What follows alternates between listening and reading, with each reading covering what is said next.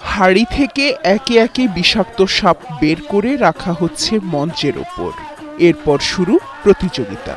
চলতে থাকে সাপুড়েদের নানা রকম কেরামতি। যে সাপ বেশি সময় ধরে সর্বোচ্চ উচ্চতায় ফনা তুলে থাকতে পারে সেই সাপকেই বিজয়ী ঘোষণা করা হয়। তাই গান আর বাদ্যের তালে তালে নেচে গেয়ে নানা অঙ্গভঙ্গিতে সাপুড়েরা উৎসাহ যোগাতে থাকেন সাপকে।